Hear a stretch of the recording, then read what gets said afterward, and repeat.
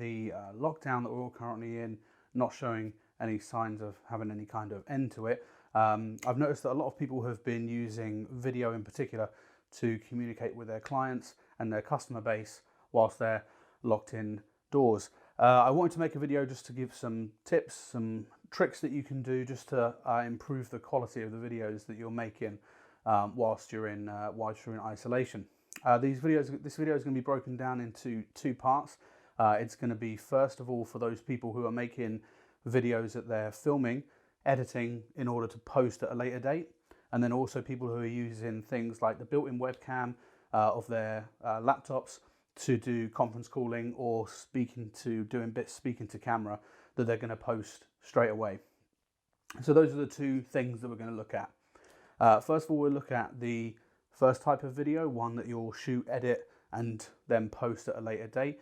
And this is broken down into two categories. You want to look at the picture and then you want to look at the audio. So we'll look at those two things.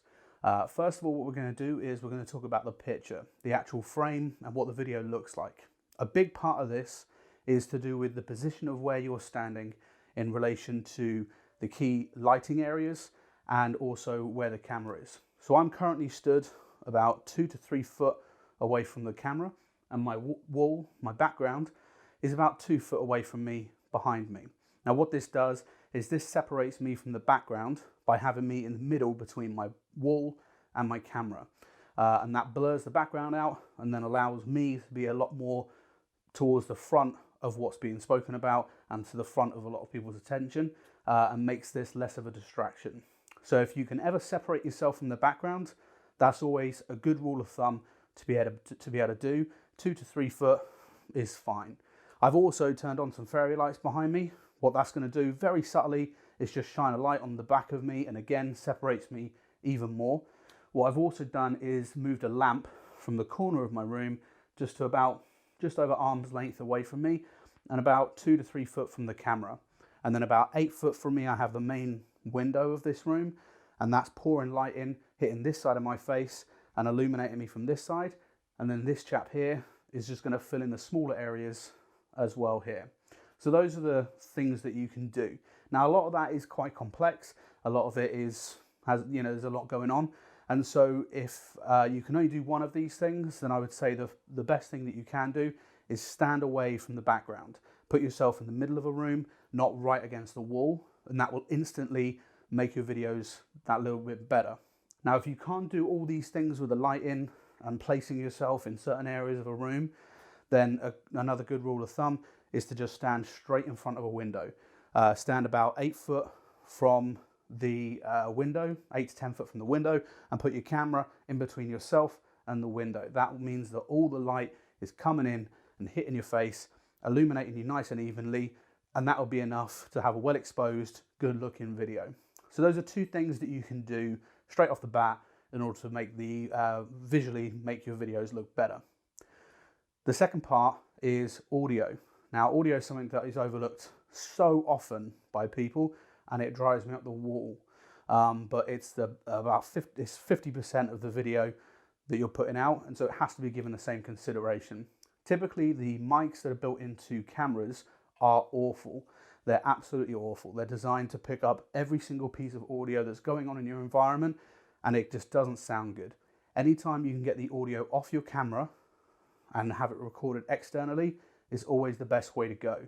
So I'm currently wearing a lapel mic that's currently going into a wireless transmitter that's going into the camera. That is overkill, and it's only because I have this equipment. But you can get these lapel mics very cheaply, very easily off places like Amazon, with a long enough cable that you can just plug straight into the camera, and as soon as you start talking, it's recording that audio straight to the video track. So if you can do that, then that's great.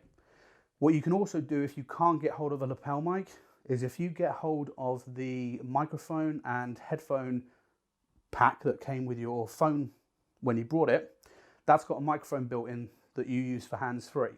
If you plug that set of headphones into your phone and turn on the voice memo app on your phone, keep that in your pocket, and then what will happen is you'll get an audio track that's recorded by that microphone at the same time that your camera's recording. And what you can do is just pair up that audio track with your video track in the edit later on down the line.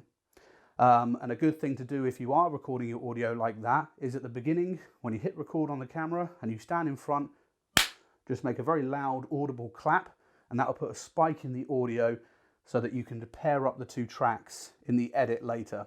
That is a little bit more fiddly and it's a bit more complex, but if you don't have a lapel mic and all you've got is a camera and your phone, then use your phone to record the audio, camera to record the visuals, and then pair the two up later.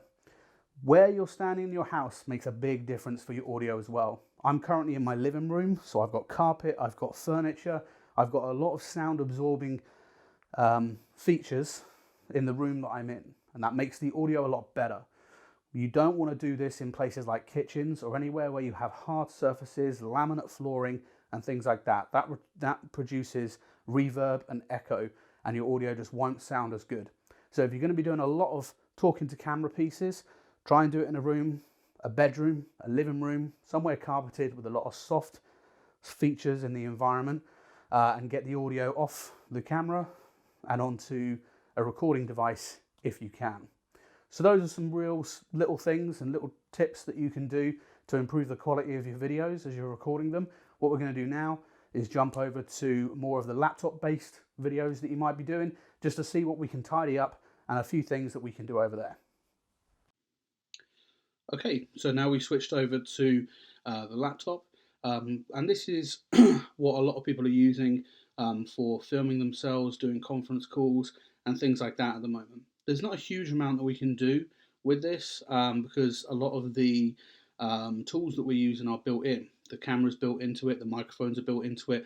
We can't change those variables that much, but there is some stuff that we can do to make sure that we're utilizing and getting the best picture and audio possible.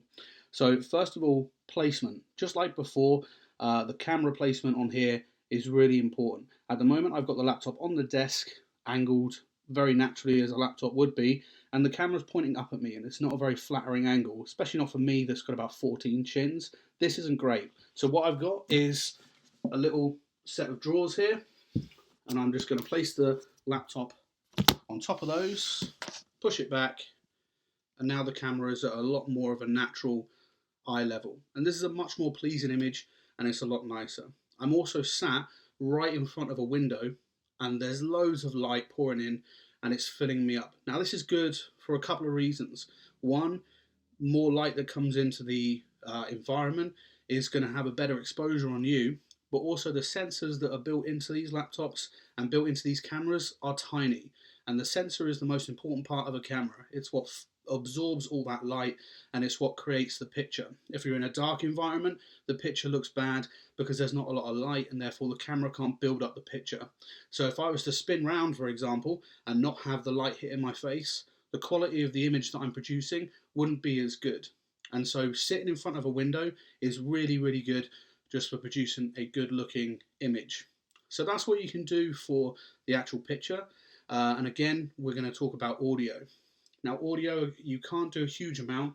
I'm in the spare room here, so there is a bit more of an echo on these walls, and there's not as many things that can absorb the sound, so the sound isn't going to be as good as when before I was wearing a lapel. But just like before, if you can get the audio off the camera, then that works, off the laptop, sorry, that works really well. Again, go on Amazon and you can buy little USB microphones, plug them into the side, and then the audio isn't going to come from the built-in mic, it will come from the USB mic that you've purchased, and you're going to get a much better sound coming from that microphone than what you would do from the laptop. Something else that's also quite good is if you're on a conference call and you're typing up, you can get some really bad noises coming from the keyboard. Now webcams on laptops do a fairly good job with cancelling out the noise of the tapping of the keys and other noises that the microphone might pick up. But having a external mic will definitely solve that problem, and it'll make it a lot better. So again, you can't do a huge amount in this environment like you can do if you're recording with a camera, but there are a few little tips and tricks that you can do. Sitting in front of a window so you get a really good exposure on you, and then lifting the laptop up so it's at eye level and you get a much better frame, and then also getting the audio off the laptop and having it record externally. again, is going to be a really good thing to do as well. So I hope all of that is useful. I know there was quite a lot packed in, but if you can take at least one thing away from it, then that's great. Hope everyone's staying safe, staying healthy, and I'll see you soon.